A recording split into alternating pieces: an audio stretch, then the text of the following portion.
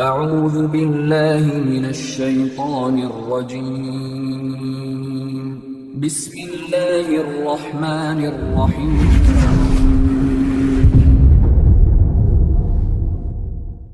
Alhamdulillah, insyaallah pada malam hari ini kita akan melanjutkan pembahasan kita dari kitab adab, diambil dari kitab Minhajul Muslim, yang mana pada malam hari ini kita telah sampai pada adab bermajelis. Adab bermajelis. Apa itu majelis? Majelis itu yaitu duduk, ya. Duduk, ya seperti ini kita bermajelis, duduk. Ya. Ada majelis ilmu, ada majelis yang mubah, ya. Ada juga majelis yang haram. Jadi majelis banyak. Tapi ketika kita mengatakan majelis, maka identik sekali dengan majelis ilmu. Dahulu ketika Umar Ibn Khattab, ya, melewati saudaranya atau melewati para sahabat yang lain, maka beliau pun mengatakan, halumma nazdadu imanana. Ayo kita berkumpul, duduk sebentar, kita tambah keimanan kita. Kemudian Nabi SAW juga bersabda, "Idza marartum bi riyadil jannah farta'u." Kalau kalian melewati taman dari taman-taman surga, hendaklah kalian gabung, duduk bermajelis di sana.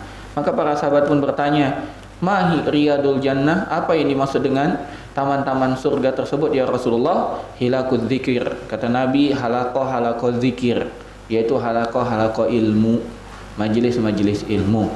Maka majelis ada banyak, namun majelis yang bila kita sebut majelis maka identik dengan majelis ilmu. Nah, alhamdulillah yang kita akan pelajari ini merupakan usaha kita untuk betul-betul menjadi pengikut Nabi Muhammad SAW.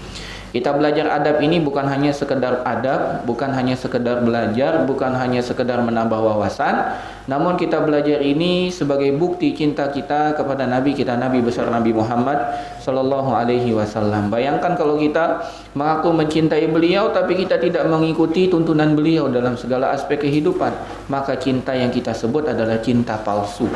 Bagaimana cara membuktikan cinta kita adalah cinta sejati? Adalah dengan kita mengikuti segala aspek kehidupan beliau, termasuk dalam bermajelis. Termasuk dalam bermajelis. Jamaah sekalian rahimani wa rahimakumullah, ketika kita berbicara tentang adab majelis, maka kita sedang berusaha bagaimana duduknya kita memperoleh pahala di sisi Allah Subhanahu wa taala. Karena waktu kita atau umur kita akan terus berjalan, ya. Umur kita nggak bisa di pause. Wah, ana mau istirahat dulu, berhenti, nggak bisa. Maka hitungan detik demi detik kehidupan kita akan terus berjalan. Orang yang cerdas adalah orang yang mempersiapkan bekal akhirat. Kata Nabi Muhammad SAW, al-kaisu. Nabi ditanya, ya Rasulullah, siapa orang yang cerdas? Kata beliau SAW, al-kaisu man dana nafsahu wa amila lima ba'dal maut. Orang yang cerdas itu sejatinya bukan orang yang dapat S1, S2, S3, profesor, bukan. Bukan orang yang ahli dalam membuat bangunan, bukan orang yang ahli dalam membuat aplikasi, bukan orang yang ahli dalam membuat software, bukan ahli dalam membuat laptop, kamera, bukan. Orang yang pintar itu adalah orang mandana nafsahu wa amila lima ba'dal maut. Orang yang mendekatkan dirinya kepada Allah Subhanahu wa taala dan beramal untuk bekal akhirat. Ini orang yang cerdas. Maka bagaimana kita menjadikan duduknya kita dimanapun kita duduk, baik majelis ilmu ataupun majelis yang mubah, majelis yang boleh, ya, atau majelis yang lain, itu memperoleh pahala di sisi Allah Subhanahu wa taala. Maka pada malam hari inilah kita akan belajar bagaimana majelisnya kita bernilai pahala di sisi Allah Subhanahu wa taala. Di antara adab majelis yang pertama, hendaklah ketika kita bermajelis atau ketika kita datang menuju suatu majelis, kita mengucapkan salam. Contoh, ini kan sudah dimulai majelisnya. Kalau ada salah seorang di antara kita masuk, salam, tidak jadi masalah. Assalamualaikum. Maka kita jawab, yang duduk semua menjawab, Waalaikumsalam warahmatullahi wabarakatuh. Jadi yang pertama adalah mengucapkan salam. Dan telah kita pelajari kemarin, bagaimana adab salam adalah hendaklah yang sedikit memberikan salam kepada yang banyak. Hendaklah yang berdiri memberikan salam kepada yang Yang duduk. Jadi yang masuk kita mengucapkan salam. Dan tingkatan salam ada 3. Assalamualaikum kita dapat 10 pahala. Assalamualaikum warahmatullahi kita dapat 20 pahala. Assalamualaikum warahmatullahi wabarakatuh kita mendapat 30 pahala. Ini yang pertama. Yang kedua, hendaklah apabila kita datang, hendaklah kita duduk di tempat yang paling belakang. Contoh seperti ini, kan sudah ada majelisnya. Jangan yang di belakang tiba-tiba duduk di depan. Enggak. Jadi sesuai urutan. Kalau kita datang pertama ya duduk paling depan. Datang berikutnya setelahnya, sampai kalau kita datang yang terakhir maka ngambil tempat duduk yang paling belakang yang kita dapati. Ya, makanya adab majelis itu yang datang duluan di depan, jangan di belakang. Namun sayangnya Anda enggak tahu apakah boleh dikatakan ini adab kita. Ya, kita ini lebih banyak mengalah. Datang salat Jumat duluan, oh fadol, dia di belakang. Ya disuruh orang ke depan. Harusnya yang datang pertama itu paling depan, dekat dengan khatib, ya. Sehingga yang datang belakangnya di belakang, sehingga dia dapat menjalankan adab bermajelis. Nah, insyaallah setelah kita mengetahui ini kita berlomba-lomba untuk di depan. Ya, begitu datang duduk paling depan, seterusnya. Sebagaimana salat. Orang mau sholat, dia mau pilih sop paling belakang? Kan enggak. Yang paling utama adalah sop paling depan, yaitu di belakang imam. Setelahnya sop kedua, sop ketiga, sop keempat, sop kelima. Ya, maka hendaklah kenapa kita harus duduk di paling belakang? Agar kita tidak melangkahi atau melewati orang lain. Ya, kalau kita dari belakang tiba-tiba di depan, ada berapa yang harus kita langkahi? Ini tidak adab. Makanya salah satu dari adab adalah ketika kita datang terlambat, kita duduk di bagian sesuai dengan orang yang terlambat. Nah, kalau pakai kaidah dulu waktu kita mondok, man ta'akhkhara fala umana lahu. Ta'akhkhara itu terlambat, uman itu bahasa Jawa. Barang siapa yang terlambat tidak dapat jatah, katanya gitu. Jadi beruntunglah bagi orang yang awal datang. Kalau kita bermajelis misalnya seperti ini, kita datang duluan tidak ada ruginya. Ikhwah fillah, tidak ada ruginya. Antum datang sebelum azan misalnya, antum duduk, antum dihitung pahala. Antum menunggu salat itu, malaikat mendoakan, ya Allah ampuni fulan, ya Allah tinggikan derajat fulan, ya Allah ampuni fulan, ya Allah tinggikan derajat fulan. Dan malaikat tidak akan berhenti untuk mendoakan sampai ditekatkannya salat. Sekarang kita duduk, niatkan sambil menunggu waktu Isya. Selagi kita duduk di sini, maka malaikat pun akan mendoakan, ya Allah ampuni fulan, ya Allah tinggikan derajat fulan. Ya Allah tinggikan derajat Ahmad, ya Allah ampuni Ahmad. Begitu terus. Kalau ada yang namanya Ahmad, kalau namanya Romi, ya Allah ampuni Romi, ya Allah tinggikanlah derajat Romi. Siapapun kita disebut dengan nama kita dan nama orang tua kita. Nabi Muhammad SAW bersabda dalam hadisnya,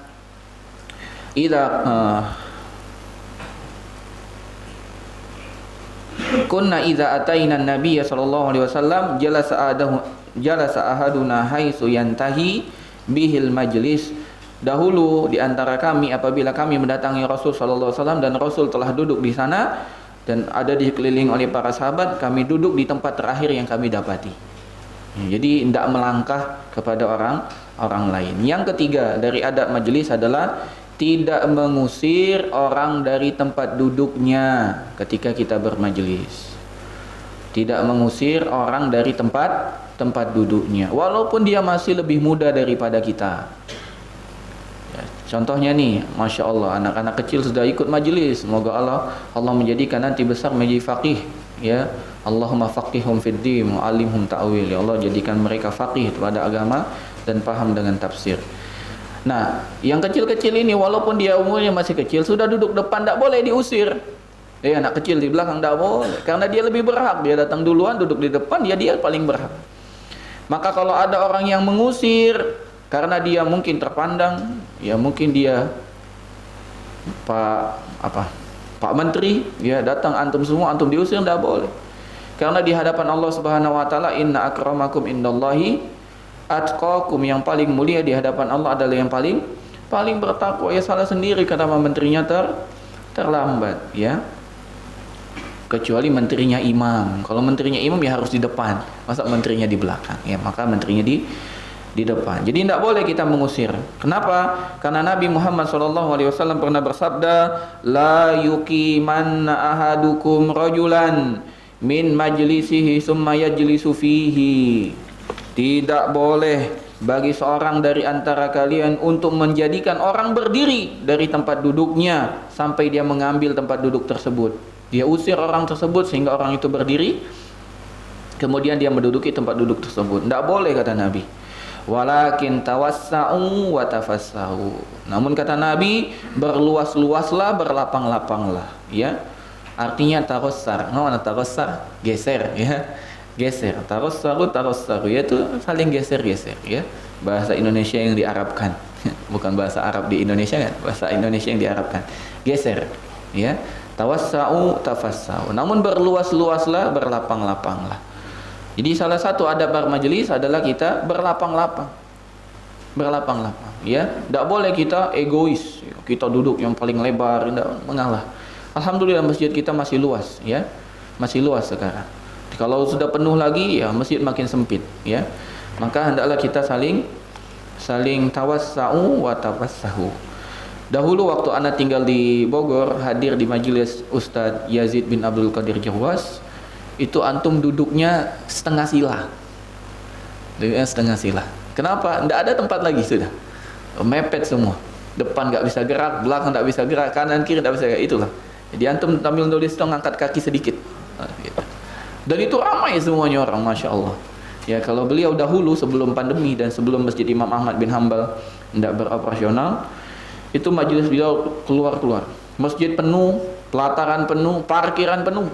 Sampai orang ngaji itu di bawah pohon. Ya, sambil orang bermajelis itu, saking tidak dapat tempat duduk, sambil berdiri, mencatat, ya, berdiri. Ya, masya Allah.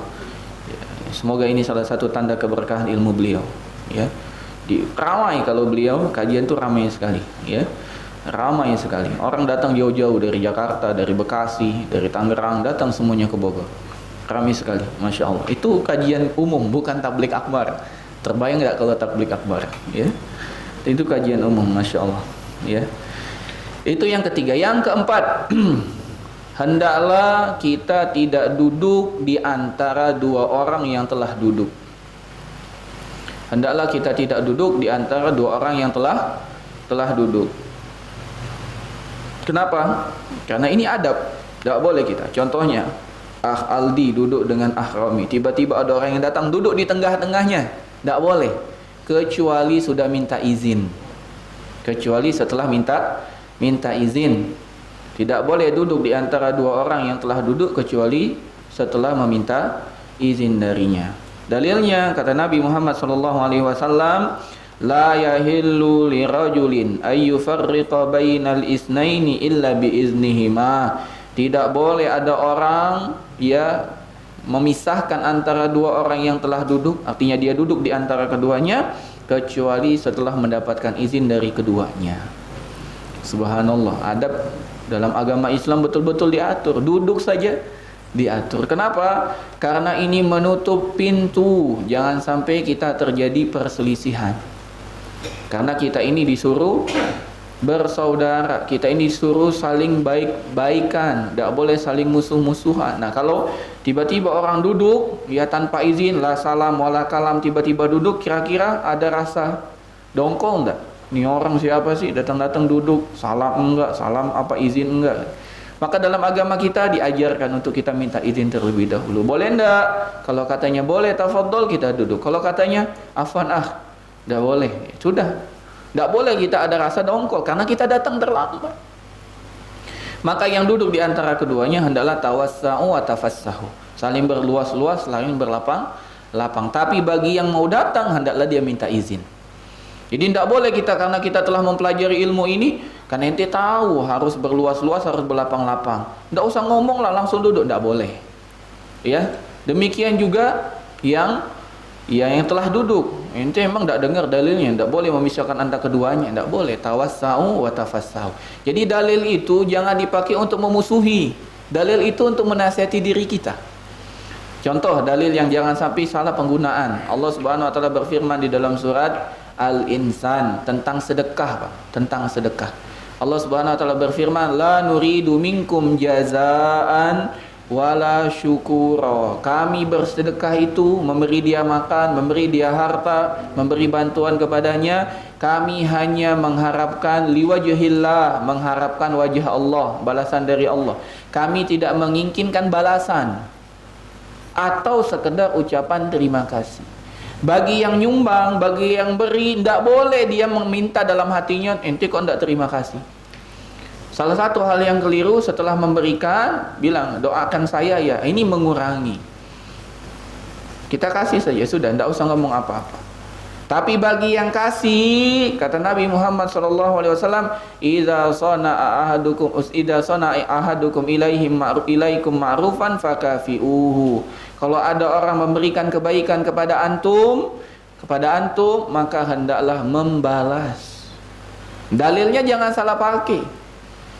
Orang yang membeli pakai dalil yang ini, barang siapa yang memberikan kebaikan kepadamu hendaklah memberi balasan. Berarti dia ngarep balasan, salah. Karena dalil ini untuk orang yang menerima kebaikan. Orang yang menerima kebaikan harus membalas.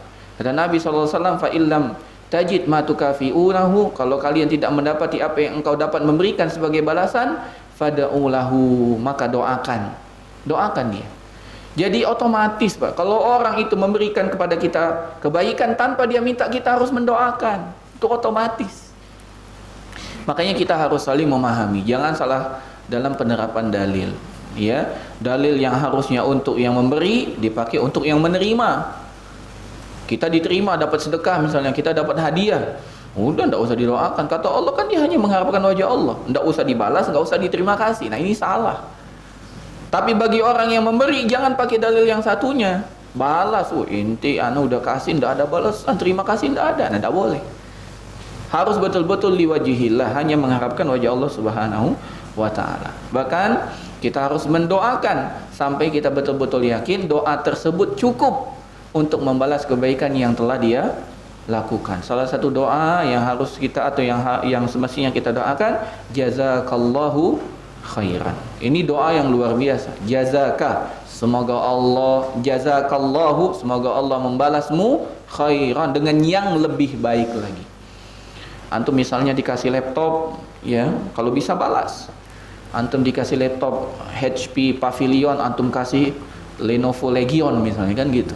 Kasih lagi yang di atasnya. Tapi kalau tidak bisa, doakan jazakallahu khairan. Antum dikasih kamera Lumix misalnya, antum kasih lagi kamera yang lebih tinggi lagi, apa Sony misalnya kan.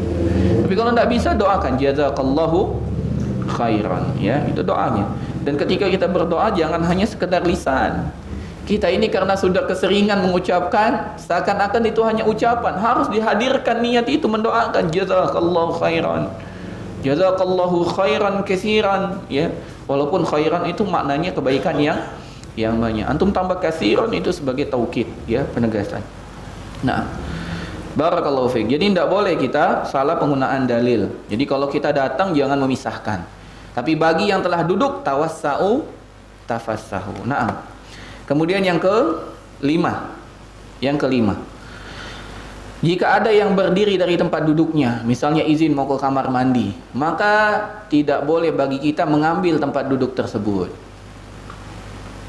Izin nih, kita tahu dia berdiri, tidak boleh kita mengambil tempat duduk tersebut. Andai kita telah mengambil tempat duduk tersebut, ketika dia balik lagi kita yang harus bergeser. Karena itu dia lebih berhak terhadap tempat duduknya. Jadi jika ada yang berdiri dari tempat duduknya lantas kembali, dia yang paling berhak menduduki tempat duduk tersebut. Ini adab bermajelis. Kebanyakan kita ya belum memahami hal ini. Makanya harus kita pelajari. Ya. Kita duduk lagi ke tempat kita tidak apa-apa. Walaupun tanpa kita meninggalkan peci kita. Kalau kita kan takut diambil orang, ninggalin peci, Pak. Tanpa ninggalin peci kita otomatis. Itu tempat ya ditinggalkan, dia harus ngalah. Kalau dia balik lagi, ini tempat anak, ya sudah, ya fadhol, silakan duduk lagi. Itu adabnya. Tapi kalau kita ninggalin peci tambah jelas. Nah, yang lucu ini sudah ninggalkan pecinya digeser, Pak. Ini tak boleh. Dia udah ngasih tahu itu peci punya dia, digeser, ya. Dan jangan samakan, nanti bapak-bapak semua kaget nanti. Jangan samakan kita di sini dengan ketika kita beribadah di Masjidil Haram atau Masjidil Nabawi. Tidak sama, Pak. Tidak sama. Antum di sana mendapatkan ya ribuan, jutaan manusia yang berbeda-beda. Katanya adab bermajlis begini, tidak boleh menyelah antara dua orang yang sedang duduk di sana. Gimana antum mengasih tahu? Orang macam-macam, ada yang paham, ada yang tidak paham. Ya tiba-tiba antum sudah duduk, ya paha antum diduduki orang, ya sudah bersabar aja. Antum sudah duduk seperti ini, dia langsung duduk, kena paha antum, ya sudah. Ya mengalah saja. Antum sudah duduk, geser-geser, didorong-dorong, ya sudah bersabar saja. Makanya bagi orang yang mau melaksanakan ibadah haji atau umrah, hendaklah betul-betul menyiapkan dirinya. Bukan hanya menyiapkan uang, bukan hanya menyiapkan fisik, tapi juga menyiapkan mental. Mental penting. Jangan-jangan kita ketika di sana kerjanya mengumpat. Oh, orang itu bau, orang itu jelek, orang itu. Makanya Allah mengatakan, kalau kita haji fala rafasa wala fusuqa wala jidala fil hajj. Tidak boleh kita berkata kotor, ya, yang berbau-bau mesum, tidak boleh. Tidak boleh mengatakan perkataan-perkataan fasik, ya, tidak boleh kita berdebat. Dan itu tantangannya paling besar. Banyak hal yang menyebabkan kita ingin berdebat, ya. Masalah tempat duduk aja, antum sudah taruh sejadah antum, tiba-tiba sejadah antum udah di ujung, nah ya sudah, bersabar saja, ya. Mending sejadah antum masih nemu di ujung, antum cari tidak ada lagi sejadah antum hilang, ya bersabar. Itulah tantangan kita dalam melaksanakan ibadah di tanah suci, ya, Mekah maupun Madinah. Kemudian yang keenam, kalau seandainya majelisnya bentuknya lingkaran, karena disebut halakoh karena melingkar. Kalau kita sekarang kan enggak melingkar, setengah lingkaran. Kalau lingkaran kan sampai, maka kita dilarang duduk di tengah-tengah halakoh, di tengah-tengah majelis. Kalau majelisnya lingkaran. Contoh kita kan biasanya habis kajian ada duduk-duduk, ya, makan-makan, dihidangkan makanan. Nah, itu dilarang kita duduk di tengah-tengah, itu enggak boleh.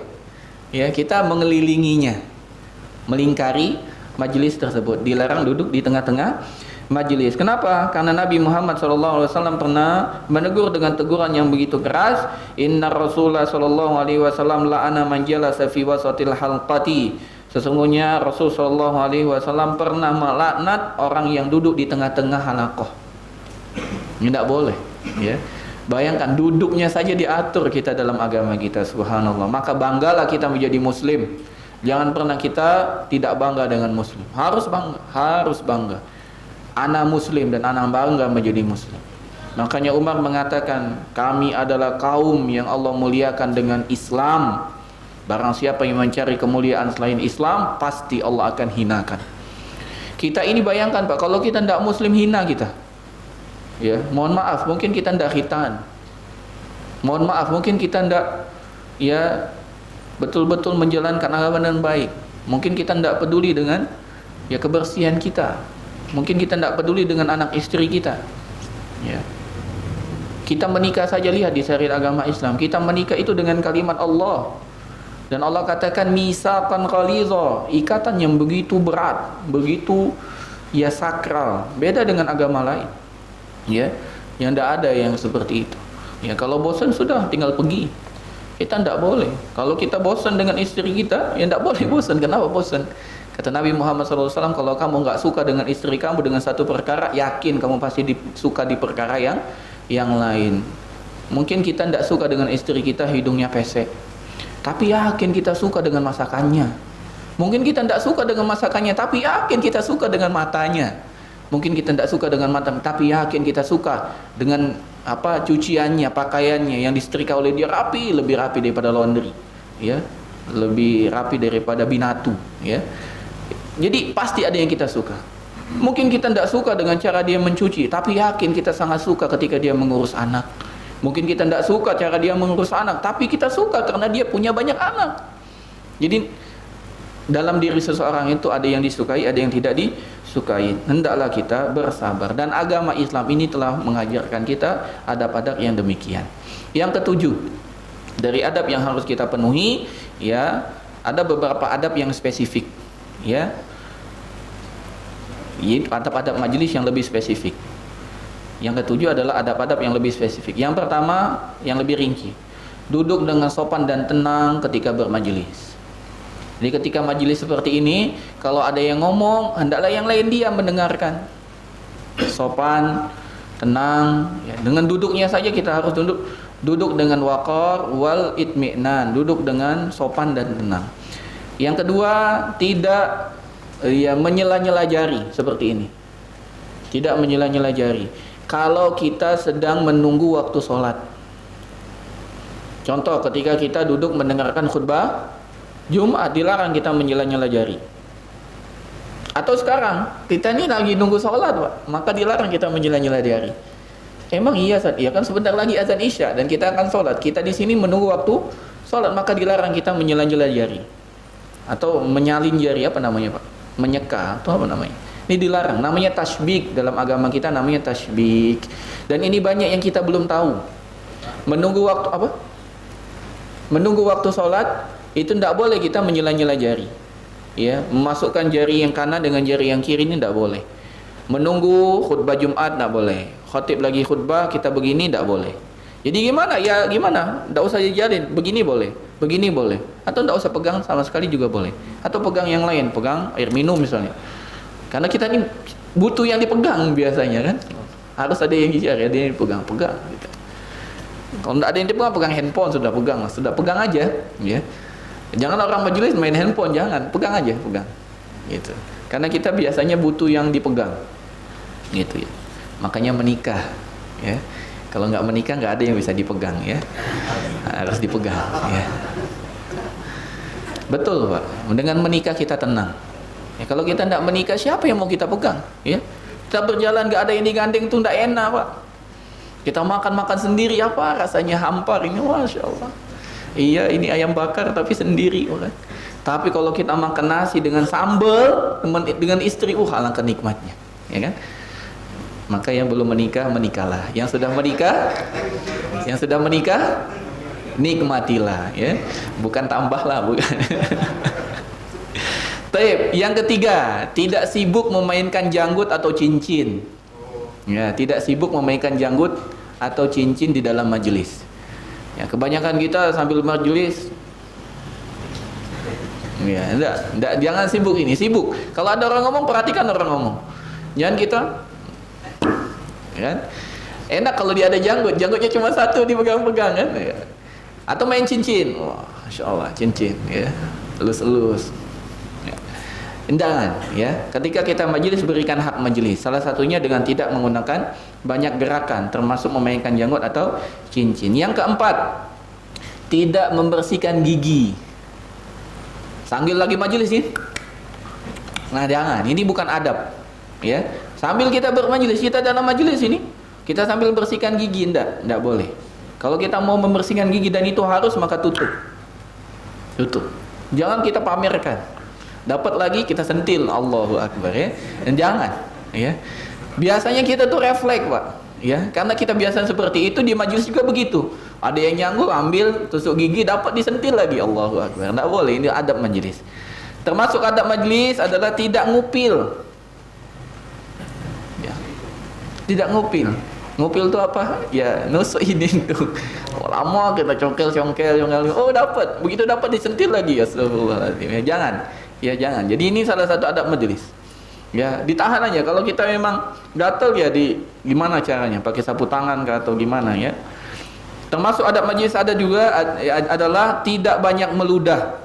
Tidak banyak meludah, ya. Twist gitu kan, enggak. Jangan banyak meludah.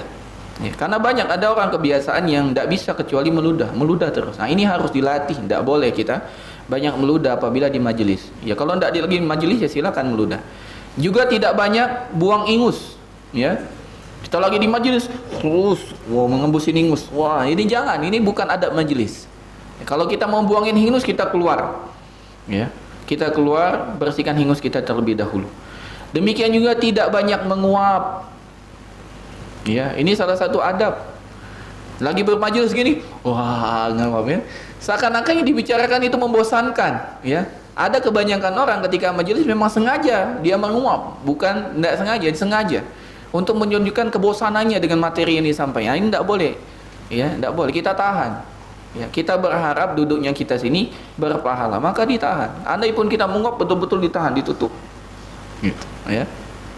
Kemudian tidak banyak bersin, ya, ditahan bersin. Andai pun harus bersin, maka mengecilkan suara bersin kita. Sebagian orang ketika bermajelis dilepaskan, tidak ditutup lagi. Wah, kemana-mana. Atau kita kan sekarang zamannya COVID, jadi mudah dengan istilah droplet, ya. Air liurnya kemana-mana, ingusnya kemana-mana. Ini harus hati-hati, ya. Sejak COVID ini kalau dengar orang batuk dengan bersin, langsung waspada, ya. Sebelumnya biasa saja, ya. Kemudian termasuk juga adab dalam masjid adalah tidak banyak melakukan gerakan, ya, tidak banyak melakukan gerakan, ya. Dan ini tantangan, apalagi duduknya lebih dari 1 jam, Pak. Geser kanan, geser kiri, luruskan kaki, sila lagi, ngangkat tangan lagi. Ya kita lah begitu, ya. Maka ketika kita duduk, kita posisikan juga dengan yang lain juga bersabar, kita juga bisa bersabar. Dahulu dikisahkan oleh Syekh Ali Hasan Al-Halabi rahimahullah rahmatan wasi'ah tentang gurunya Syekh Albani. Dahulu Syekh Albani itu mengajar, ketika musim haji beliau mengajar. Biasanya dari ba'da subuh sampai menjelang zuhur. Duduk di majelisnya. Kata Syekh Ali Hasan Al-Halabi, itu Syekh Albani seakan-akan tidak pernah bergerak ketika bermajelis, duduk saja. Ya, bagi siapa yang dulu pernah melihat Ustadz Abdullah Roy di Masjid Nabawi yang pernah umroh kemudian ikut majelis beliau, ya begitulah duduknya kira-kira. Ya duduk aja. Begitu saja terus sepanjang kajian. Nah, gitu. Kalau syekh kita saja bisa seperti itu, maka kita sebagai murid juga harus bisa, ya. Jadi memang butuh pengorbanan. Yang bicara dengan yang mendengarkan memang lebih berat tantangan bagi yang mendengarkan. Orang bicara itu bisa dia bicara tanpa bosan karena dia yang memiliki panggungnya, tapi orang yang mendengarkan kadang-kadang bosan. Maka butuh kekuatan jiwa agar kita tidak banyak melakukan gerakan ketika bermajelis.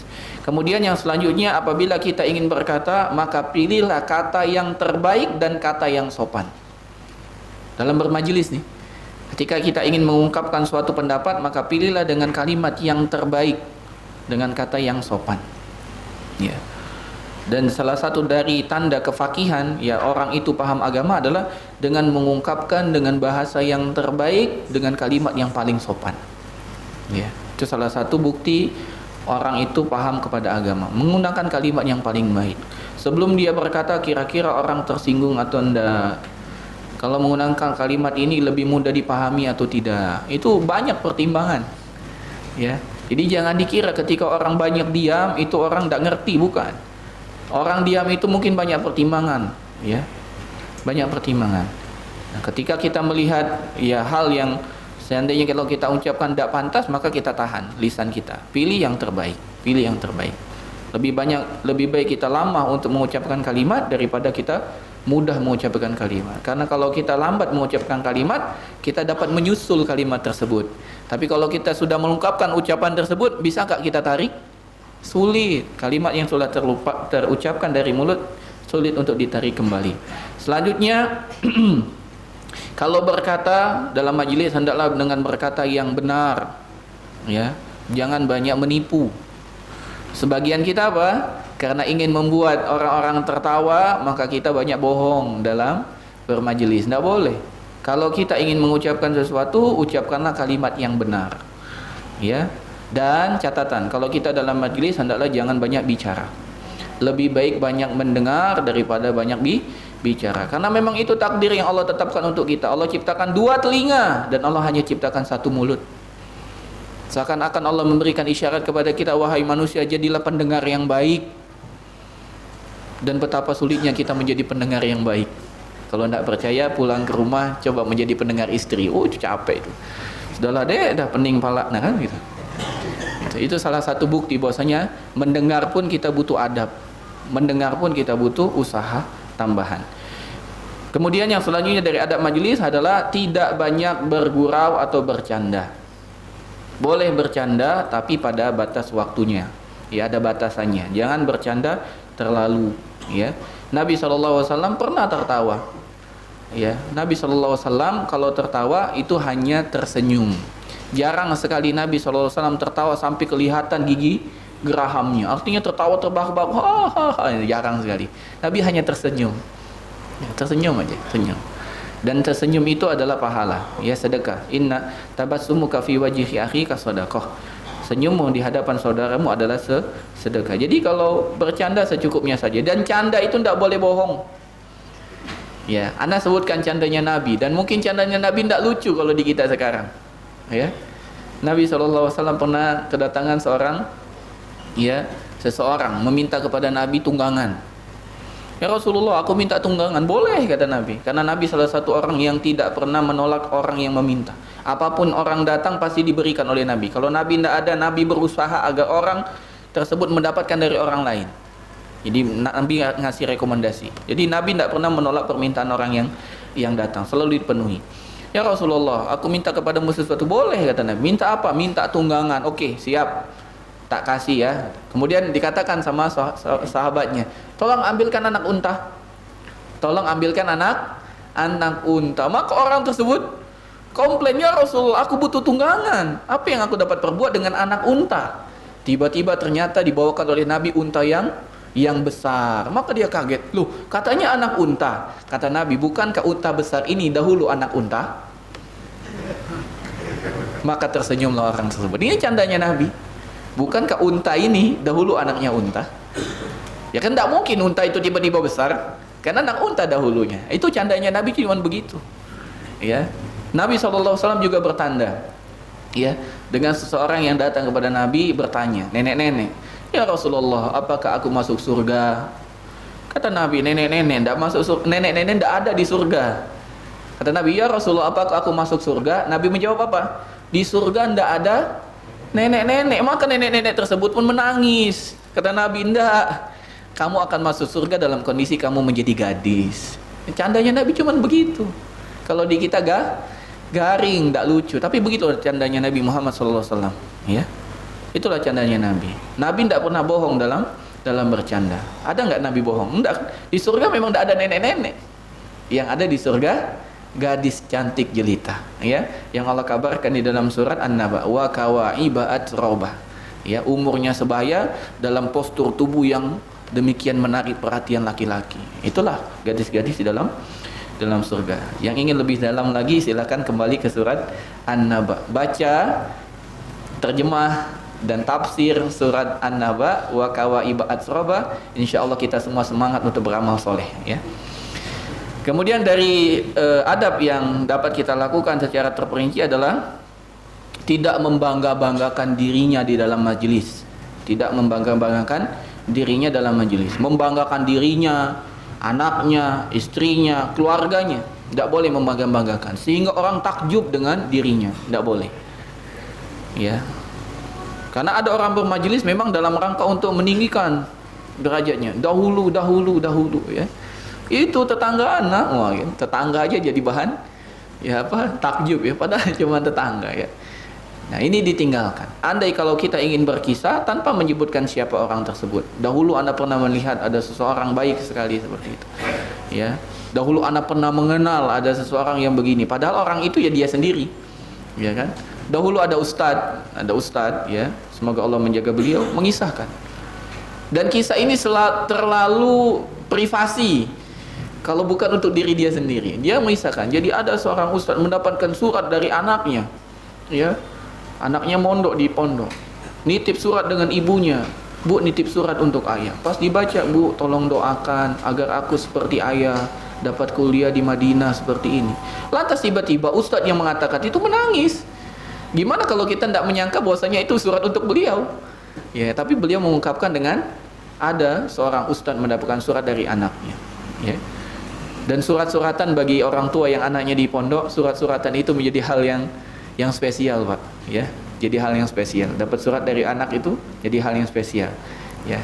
Kalau ingin mendapatkan surat, ya masukkan anak ke pondok biar tahu rasanya dapat surat dari anak. Nah, selanjutnya dalam majelis juga kalau ada orang bicara, hendaklah kita fokus mendengarkan pembicaraannya. Nih, kalau kita bermajelis ganti-gantian, kalau ada yang bicara kita dengarkan. Salah satu bukti kita mendengarkannya adalah tidak memotong pembicaraannya atau meminta mengulangi.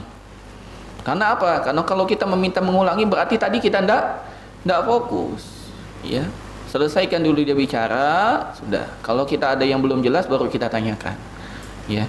Jangan ketika dia bicara kita bicara juga, ketika dia selesai ulangi. Ini bukan adab. Kan tadi anak udah selesai bicarakan. Oh iya, anak tidak dengar tadi ya. Salah sendiri kenapa tidak dengar. Maka ini yang harus kita perhatikan. Nah, kemudian azan gitu.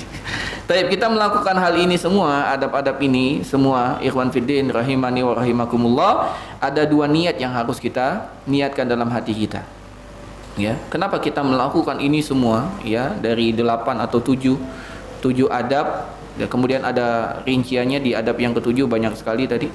Kenapa kita melakukan ini semua? Yang pertama kita niatkan agar kita tidak mengganggu saudara kita. Ya, kita mengganggu saudara kita. Kenapa? Kalau kita ya bermajelis, kemudian kita ribut, kemudian kita banyak gerakan, mengganggu yang lain. Orang lain jadi tidak fokus. Orang bicara kita potong, itu tidak fokus. Ya, orang sudah duduk, kita tiba-tiba mengambil tempat duduknya, ini mengganggu. Maka kita dilarang untuk mengganggu. Karena Nabi Muhammad SAW bersabda, hakikat dari seorang muslim adalah orang lain selamat dari tangan dan lisannya. Al-muslimu man salimal muslimuna min lisanihi wa yadi. Muslim sejati adalah orang muslim lain selamat dari lisan dan tangannya. Itu muslim sejati. Muslim lain selamat dari lisan dan tangannya. Jadi niat pertama kenapa kita memenuhi adab majelis, pertama agar kita tidak mengganggu saudara kita.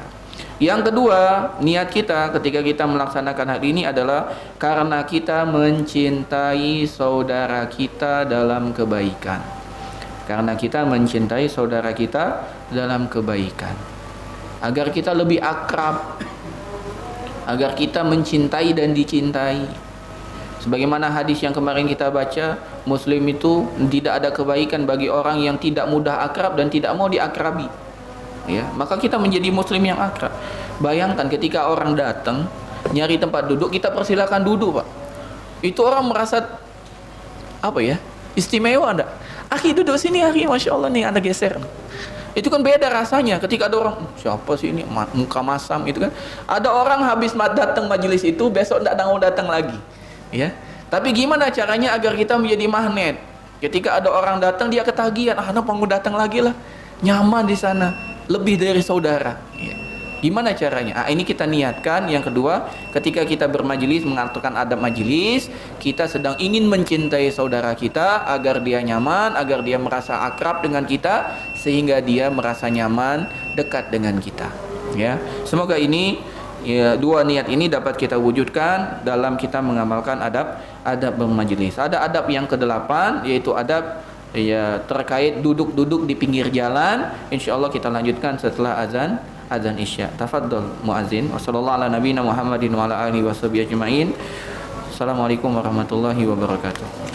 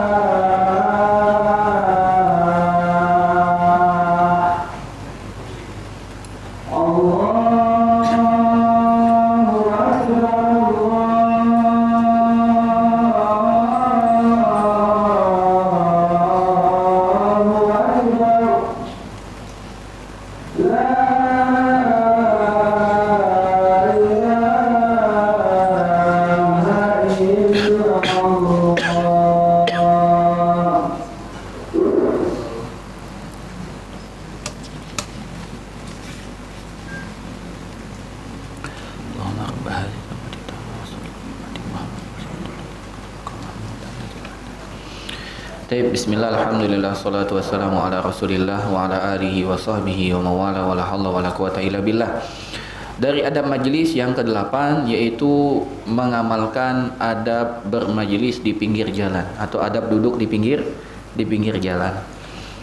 Karena ketika orang Nabi SAW melarang untuk kita duduk-duduk di pinggir jalan. Iyyakum wat turuqat. Kata Nabi SAW, hati-hatilah kalian dengan duduk-duduk di pinggir jalan. Kata para sahabat, ya Rasulullah, kami tidak bisa ninggalin ini. Ya, kami sukanya duduk-duduk nongkrong di pinggir jalan. Ya, duduk kita di pinggir jalan. Itu kan hal yang sulit untuk kita hindari. Ya, maka kata Nabi SAW, kalau kamu tidak bisa meninggalkan hal tersebut, maka tunaikan hak jalan. Jadi jalan itu punya haknya. Nah, kita belajar di sini. Ada 1, 2, 3, 4, 5, 6. Ada 6 hak jalan. Ada 6 hak jalan, yaitu bermajlis di pinggir jalan. Yang pertama dari adab dan hak-hak jalan. Ya.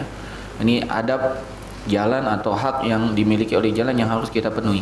Yang pertama adalah menundukkan pandangan. Dan ini yang paling sulit. Menundukkan pandangan. Tidak memandangi wanita yang lewat, baik dia mukminah, pakai hijab ataupun yang tidak pakai hijab. Tidak boleh kita melihati. Oh, lihat tuh, cantik, lihat dia. Ustaz, katanya kan pandangan pertama tidak apa-apa Ustaz, yang tidak boleh pandangan kedua. Iya, betul, sahih.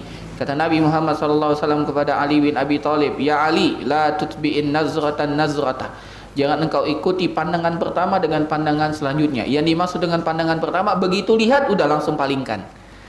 Kalau kita kan batasannya sampai berkedip, salah. Ya. Berkedip itu cepat maksudnya. Bukan antum ketika lihat, jangan sampai berkedip. Oh, katanya gitu. Salah ini. Ya, Ustaz, ana sedang mentadabburi makhluk Allah, Ustaz. Kan Allah memerintahkan kepada kita untuk tadabbur ayat-ayat Allah. Ini ayat Allah, Ustaz. Masya Allah, Allah menciptakan ahsani taqwim katanya. Dengan sebaik-baik penciptaan, tidak boleh. Tidak boleh ya. Dilihatin dari ujung rambut sampai ujung kaki, tidak boleh ya. Ini termasuk hal yang diharamkan oleh Allah Subhanahu wa taala. Kita akan ditanya. Kata Nabi Muhammad SAW, Allah telah membagi bagi anak Adam bagian dari zina. Zina mata itu melihat, zina telinga itu mendengar, zina tangan itu meraba, zina kaki itu melangkah, dan kemaluan yang membenarkan dan mendustai.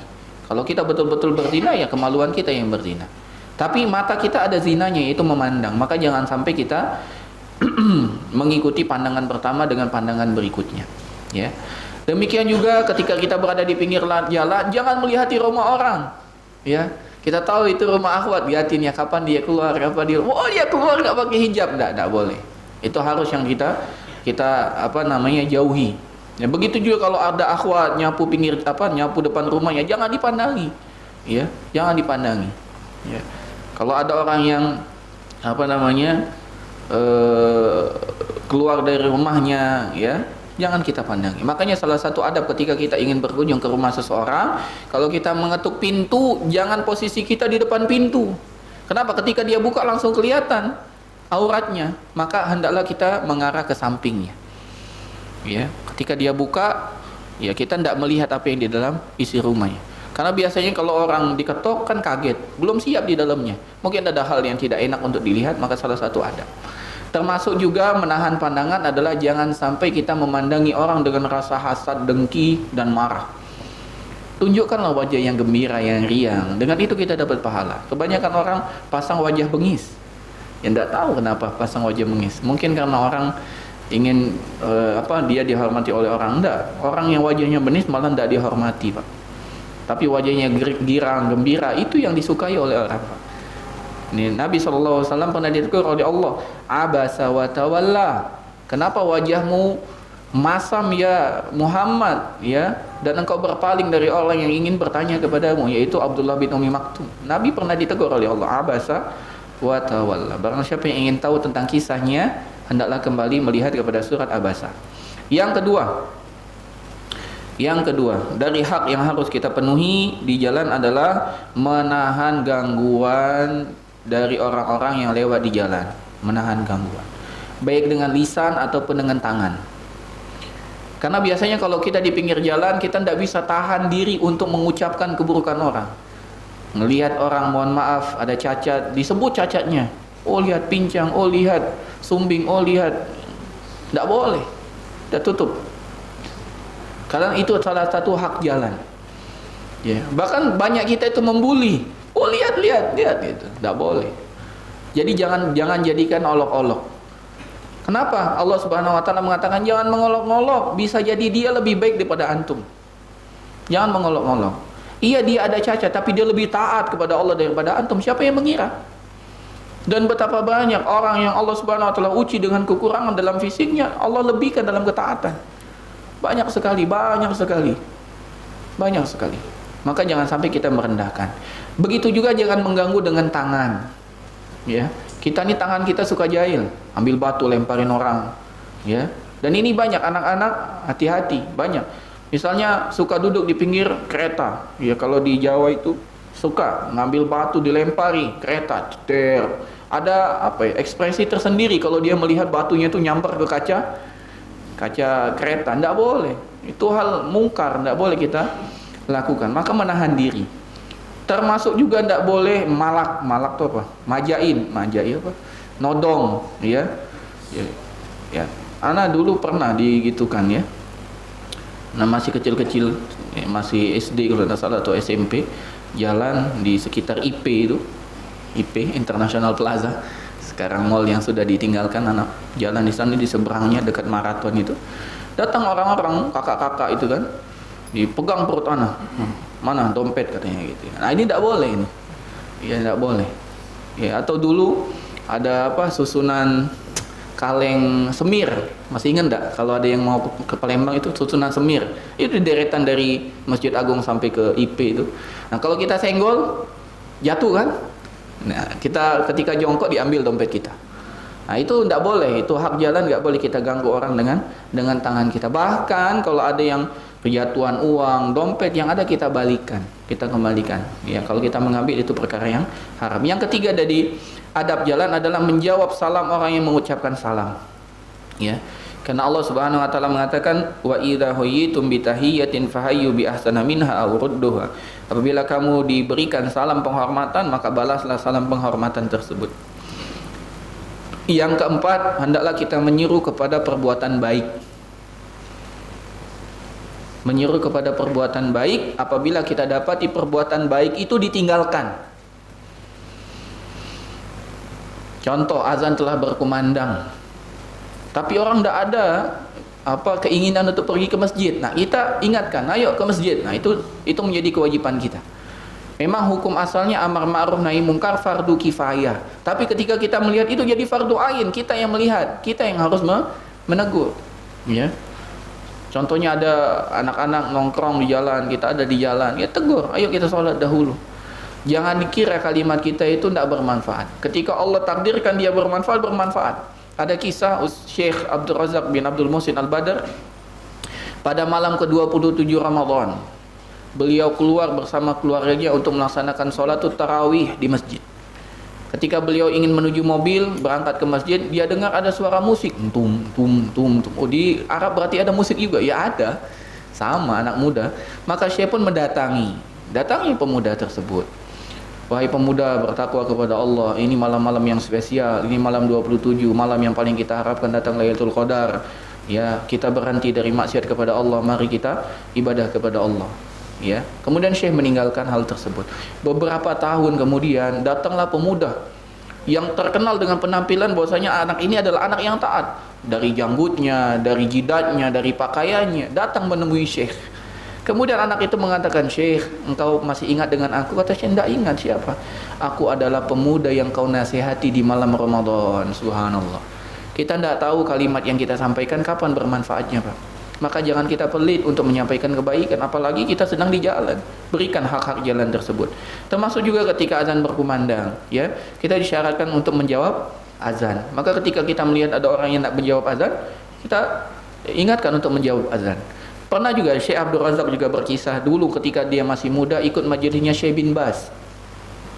Ya, rahimahullah rahmatan wasi'ah. Jadi ketika majelis, orang banyak bertanya kepada Syekh bin Baz. Tiba-tiba orang bubar, meninggalkan Syekh bin Baz. Maka Syekh Abdul Razak pun datang untuk bertanya. Syekh mau bertanya. Syekh langsung mengatakan, Ismail azan, Ismail azan. Dengarkan azan, dengarkan azan. Syekh nggak ngerti. Maksudnya Ismail azan, Ismail azan. Dengarkan azan, dengarkan azan. Maka Syekh Abdul Razak baru paham, oh ternyata kenapa orang semua bubar, karena Syekh menyuruh semuanya mendengarkan azan dan menjawab azan. Tadi azan berkumandang, kita menjawab Allahu Akbar, Allahu Akbar, kita jawab Allahu Akbar, Allahu Akbar. Sampai la ilaha illallah, kita jawab la ilaha illallah. Kemudian kita berdoa. Ya, kemudian Syekh Abdul Razak dalam kitabnya, kitab doa dan zikir, beliau mengatakan salah satu waktu yang paling mustajab untuk berdoa adalah setelah azan. Bagaimana caranya? Dengan kita menjawab semua lafaz azan. Setelah menjawab, kita berdoa. Jadi syaratnya adalah menjawab lafaz azan. Tapi kalau kita tidak menjawab, yaitu tidak jadi afdol, tidak jadi utama untuk berdoa di sana. Maka hendaklah kita mendengar azan, menjawab azan, kemudian setelah itu kita berdoa. Doa yang terkenal, Allahumma rabba hadhihi da'wati tammah. Tapi kita boleh menambah dengan doa yang lain yang kita sukai dari doa-doa yang kita ingin panjatkan. Yang ke-5, melarang orang dari perbuatan mungkar. Melarang orang dari perbuatan mungkar. Tadi amar ma'ruf, sekarang nahi mungkar. Nahi mungkar itu hukumnya fardu kifayah. Tapi kalau kemungkaran ada di depan kita, kita menjadi fardu ain. Tingkatannya ada 3. Pertama, kalau kita punya kuasa, maka kita rubah dengan tangan. Punya kuasa maksudnya apa? Contohnya kita ayah melihat kemungkaran pada istri dan anak, kita rubah dengan tangan. Ya, anak kita nonton yang musik-musik, ya kita matikan TV, tek sudah.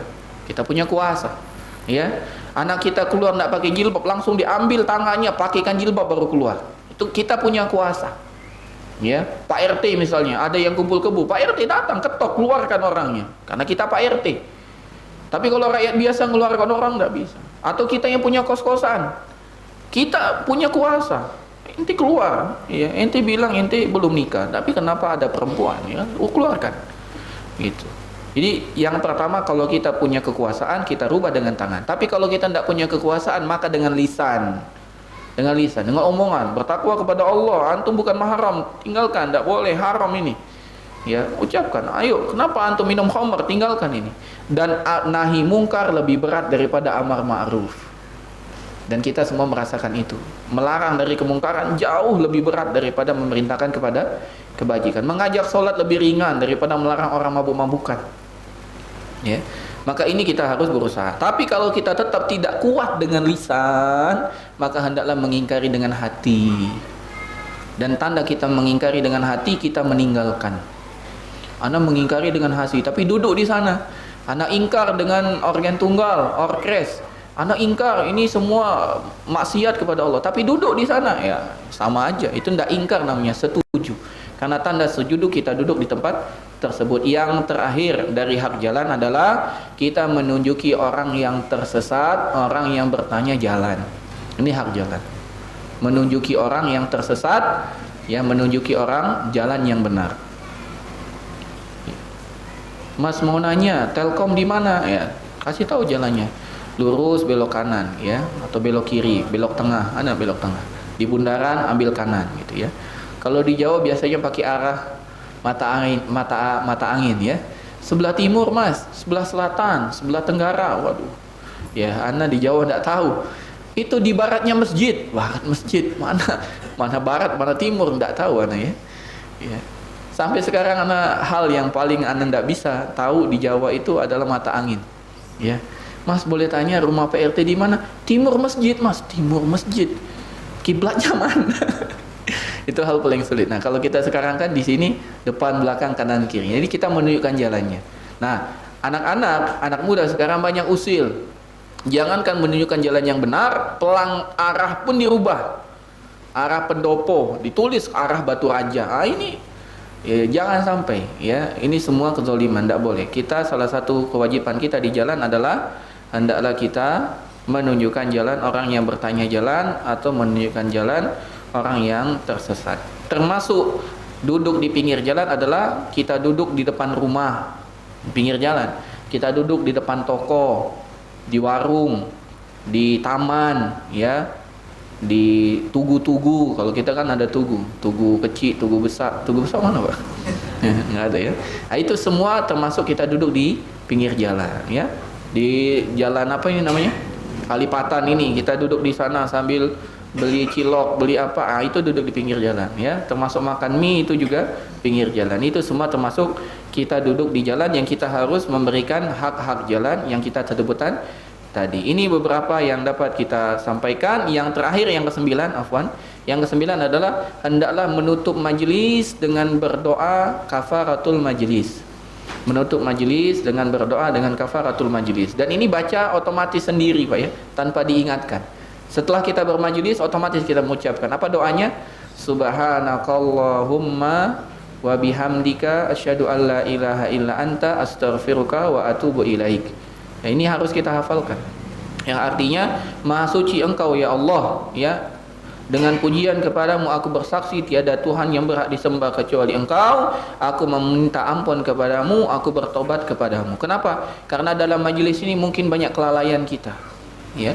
Maka kita memohon kepada Allah sebelum kita berangkat dari majlis, kita diampuni oleh Allah Subhanahu wa taala. Ini yang dapat disampaikan, lebih dan kurang kami mohon maaf, kepada Allah kami mohon ampun. Kita tutup subhanakallahumma wa bihamdika asyhadu an la ilaha illa anta astaghfiruka wa atubu ilaik. Assalamualaikum warahmatullahi wabarakatuh. Kalau ada pertanyaan silakan. Fadhil.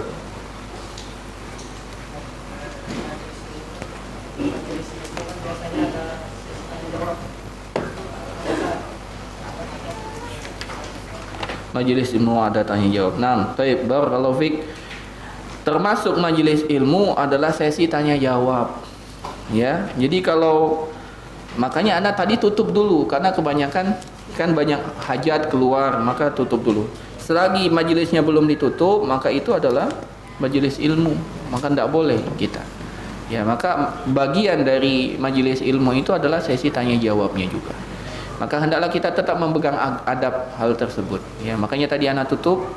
Ya, biar kalau ada yang mau pergi silakan. Ya, kalau mau berwuduk dan lain sebagainya silakan. Dan salah satu adabnya kalau kita ingin keluar dari majelis, izin, angkat tangan. Ya, izin. Itu salah satu tanda agar pemateri tidak merasa tersinggung. Tersinggung. Wallahu a'lam bishawab. Adapun bertanya ada adabnya. Nanti kita sebutkan beberapa. Yang pertama, hendaklah bertanya terhadap hal yang memang dibutuhkan. Kedua, bertanya dengan menggunakan pertanyaan yang paling baik, tanpa menyebut nama, itu yang paling bagus. Misalnya bertanya tentang mimpi basah, ya. Ustaz, bagaimana hukum tentang mimpi basah? Begitu.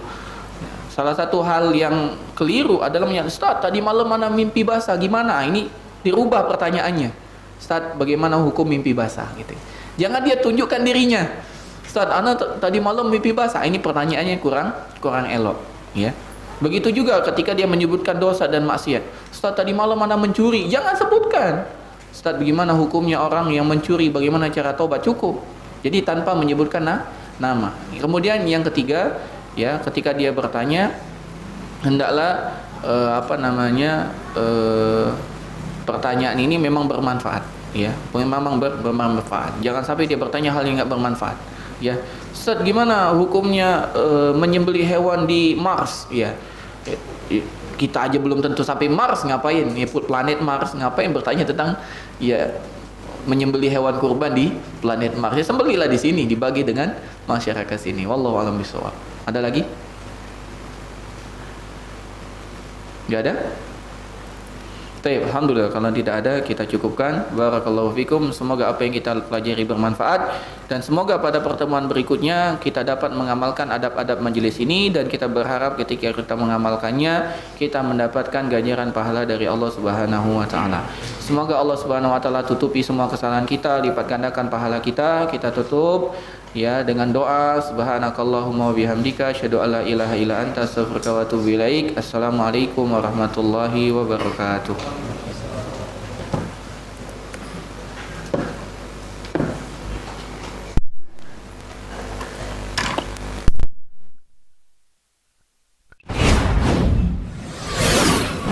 أعوذ بالله من الشيطان الرجيم بسم الله الرحمن الرحيم